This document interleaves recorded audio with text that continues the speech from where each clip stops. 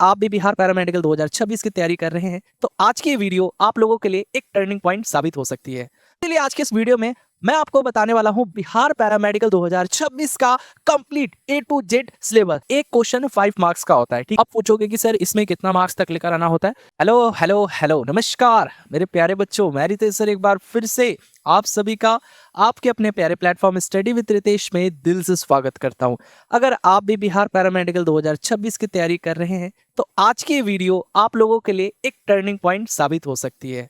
बच्चों सच बताऊं तो हर साल लाखों बच्चे एग्जाम देते हैं, लाखों बच्चे मेहनत भी करते हैं, लेकिन सफल वही होता है जो सबसे पहले अपने सिलेबस को पूरी ईमानदारी से समझता है। अगर आपको भी ये पता नहीं है कि किस सब्जेक्ट से कितने सवाल आते हैं, कौन सा टॉपिक ज्यादा इंपॉर्टेंट है और कहाँ समय ज्यादा देना है, तो आप चाहे कितना भी दिन पढ़ लो, कितना भी रात पढ़ लो, इस एग्जाम को क्रैक कर पाना मुश्किल हो जाता है। इसीलिए आज के इस वीडियो में मैं आपको बताने वाला हूं बिहार पैरामेडिकल 2026 का complete A to Z syllabus, ताकि आपकी मेहनत बिखरे नहीं बल्कि सही दिशा में आप मेहनत कीजिए और इस एग्जाम को एक अच्छे सिक्योर रैंक के साथ क्रैक कीजिए। ठीक है, तो चलिए इस वीडियो को अंत तक जरूर देखना है। तो सबसे पहले यहाँ पर हम आपको बता दें जो सिलेबस है, मतलब साइंस से क्वेश्चन कितने पूछे जाते हैं, 25 क्वेश्चन पूछे जाते हैं, है ना। मैथ्स से 15 क्वेश्चंस पूछे जाते हैं यानी 15 क्वेश्चन पूछे जाते हैं।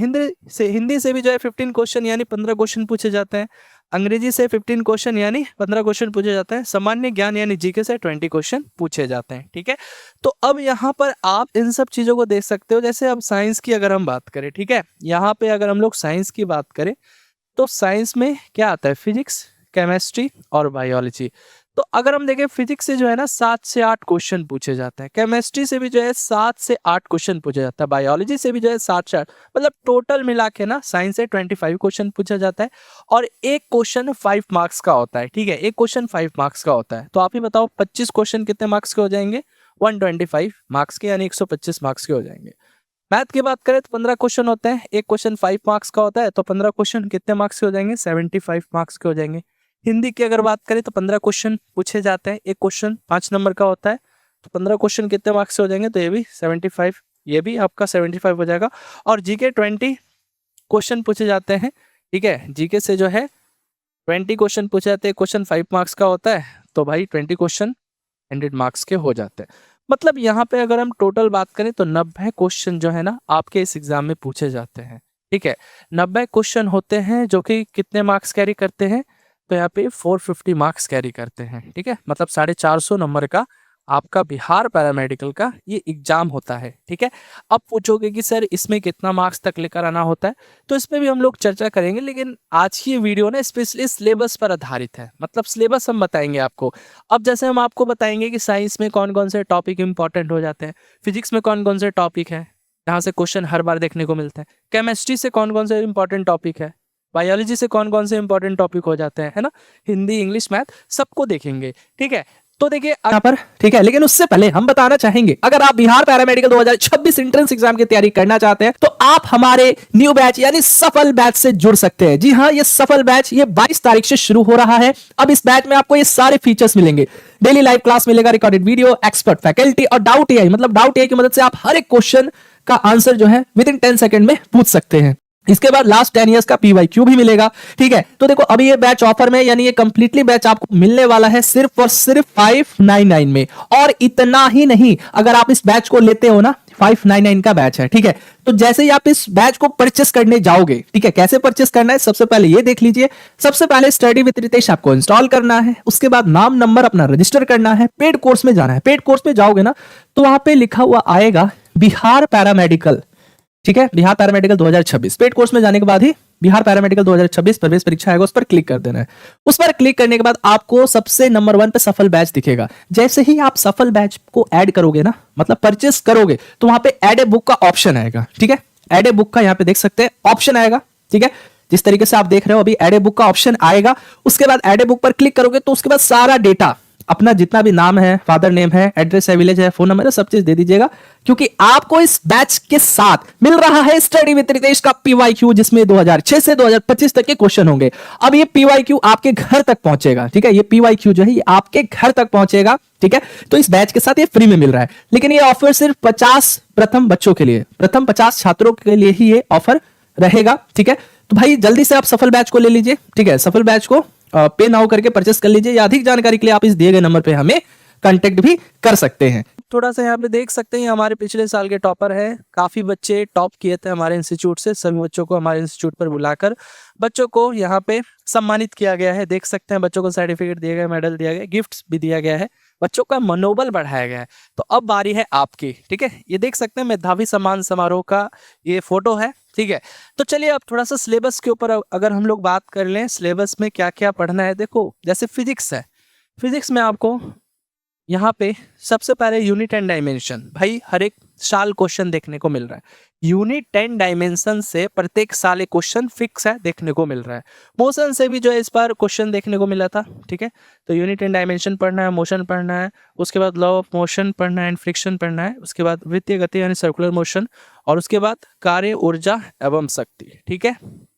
इसके बाद centre of mass and rotational motion यानी द्रव्यमान केंद्र घूर्णन गति, उसके बाद गुरुत्वाकर्षण भी पढ़ना है आपको, ठोसों के यांत्रिक गुण, यहाँ से भी क्वेश्चन देखने को मिल जाता है, ठीक है।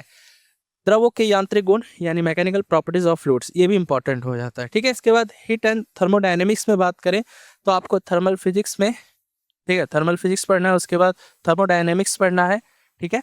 तो ये सारे इंपॉर्टेंट टॉपिक है जो आपको पढ़ने हैं। फिर उसके बाद वेव एंड ऑसिलेशन यानी तरंग एंड दोलन से भी जो है एक आध क्वेश्चन देखने को मिल जाते हैं, ठीक है। लास्ट ईयर तो आई थिंक नहीं था, लेकिन हाँ उससे पहले पूछा गया था, ओके। फिर इसके बाद इलेक्ट्रिसिटी एंड मैग्नेटिज्म से भी एक क्वेश्चन हमेशा देखने को मिल जाता है, कैपेसिटर से रहेगा या फिर इलेक्ट्रिक करंट से रहेगा, ठीक है। एक तो क्वेश्चन देखने को मिल ही जाता है। तो आपको इलेक्ट्रोस्टैटिक्स पढ़ना है, कैपेसिटर पढ़ना है, इलेक्ट्रिक करंट यानी विद्युत धारा पढ़ना है, उसके बाद विद्युत धारा के चुंबकीय प्रभाव, ठीक है। तो अगर आप हमारे पेड कोर्स की मदद से पढ़ते हो ना, तो ये टॉपिक भले आपको दिख रहा है कि इतना सारा टॉपिक है, लेकिन देखा जाए, ठीक है, तो बहुत सारे ऐसे भी टॉपिक हैं जो एक दिन में खत्म हो जाएंगे। देखो आपको थ्योरी नहीं पढ़ना है, फिजिक्स में ज्यादा थ्योरी पढ़ना ही नहीं है, आपको जो है न्यूमेरिकल बेस्ड क्वेश्चन का प्रैक्टिस करना है। क्योंकि जो फिजिक्स में 7 से 8 क्वेश्चन पूछे जाते हैं, totally question are based on numerical, मतलब हर एक क्वेश्चन न्यूमेरिकल बेस्ड ही होते हैं। तो न्यूमेरिकल को सॉल्व करने का तरीका आपको बताते हैं, फॉर्मूला लिखवाते हैं, ठीक है, कॉन्सेप्ट बताते हैं, और इतने सारे क्वेश्चन प्रैक्टिस करवा देंगे ना कि एक भी क्वेश्चन एग्जाम में छूटेगा नहीं, ठीक है। इसके बाद रे ऑप्टिक्स और वेव ऑप्टिक्स पढ़ना है आपको, ठीक है। हाँ, अब बात करेंगे केमिस्ट्री में, तो जनरल केमिस्ट्री में ये सारे टॉपिक्स हैं जो आपको पढ़ने हैं, जैसे एटॉमिक स्ट्रक्चर हो गया, केमिकल बॉन्ड हो गया, इलेक्ट्रोकेमिस्ट्री हो गया, ऑक्सीडेशन एंड रिडक्शन, उसके बाद वॉल्यूमेट्रिक एंड क्वांटिटेटिव एनालिसिस ये पढ़ना है, ठीक है। उसके बाद यहाँ पे फिजिकल केमिस्ट्री में आपको केमिकल इक्विलिब्रियम पढ़ना है, ionic equilibrium, solution and distribution law, colloidal state and catalyst, और थर्मोकेमिस्ट्री एंड थर्मोडायनेमिक्स ये भी पढ़ना है आपको, ठीक है। उसके बाद इनऑर्गेनिक में आ जाते हैं, पीरियोडिक टेबल से कुछ क्वेश्चन देखने को मिल जाता है, हाइड्रोजन एंड कंपाउंड, एल्काइल एनकाइल अर्थ मेटल, ग्रुप बी है ना, ग्रुप 3 एंड ग्रुप 4 एलिमेंट पढ़ना है, group 7 A and 0 group element ये भी पढ़ना है। डी ब्लॉक से भी रिलेटेड क्वेश्चन देखने को मिल जाता है।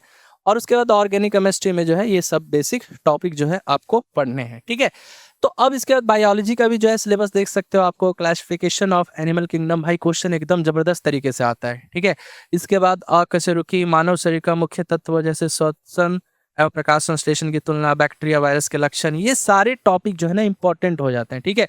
जब आप क्लासेस ज्वाइन करोगे ना, हमारा रैंकर बैच ज्वाइन करोगे, तो हर एक सब्जेक्ट के अलग अलग टीचर है, हर एक टीचर अपने अपने सिलेबस को जो है एकदम डिटेलिंग में बताते हैं, ठीक है।